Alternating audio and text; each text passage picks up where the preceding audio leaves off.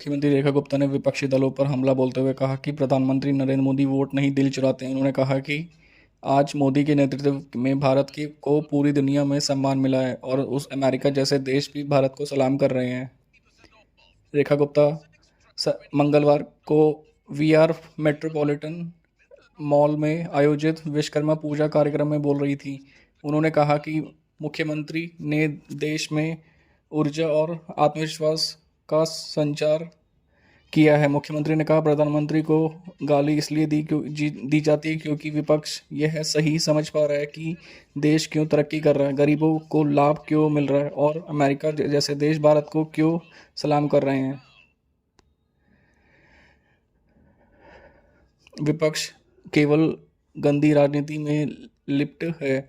विपक्ष पर निशाना साधते हुए उन्होंने कहा कि वे वोट चोरी का आरोप लगाते हैं, लेकिन मोदी ने दिल चुराए हैं और हम सभी को दिल जीत लिया है। जिस तरह भगवान कृष्ण को माखन चोर कहा जाता था, उसी तरह नरेंद्र मोदी मन के चोर हैं।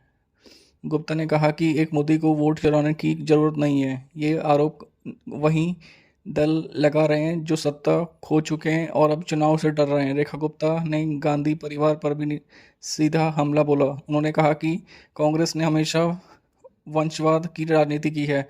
मोदी एक संत है जिन्होंने अपना पूरा जीवन देश सेवा में समर्पित कर दिया और अपने परिवार को कभी कोई लाभ नहीं पहुंचाया, लेकिन गांधी परिवार ने हमेशा अपने रिश्तेदारों को ही लाभ पहुंचाया है।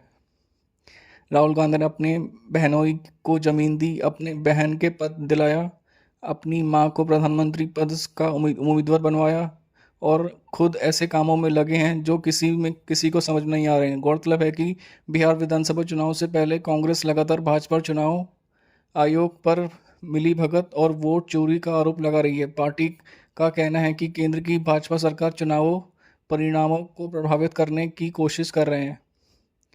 दिल्ली की मुख्यमंत्री रेखा गुप्ता ने मंगलवार को घोषणा की प्रधानमंत्री नरेंद्र मोदी की 75वीं जयंती 17 सितंबर के अवसर पर राजधानी में महिला मजदूरों के बच्चों के लिए 500 पालन घर शुरू किए जाएंगे। मुख्यमंत्री गुप्ता ने यह घोषणा दिल्ली के सचिवालय में विश्वकर्मा पूजा के अवसर पर आयोजित एक कार्यक्रम में की। उन्होंने कहा कि मजदूर देश के रीढ़ है।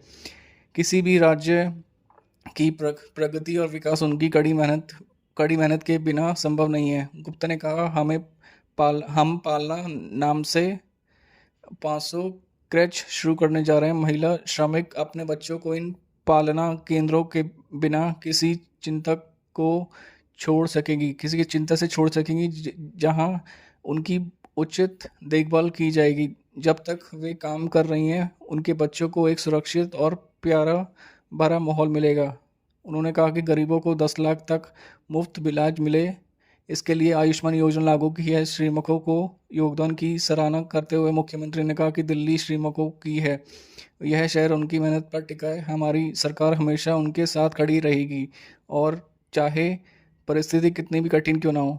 विशेष अतिथि कपिल मिश्रा ने कहा विकसित भारत विकसित दिल्ली का सपना आप जैसे मेहनती भाइयों के प्रयासों के ही संभव है।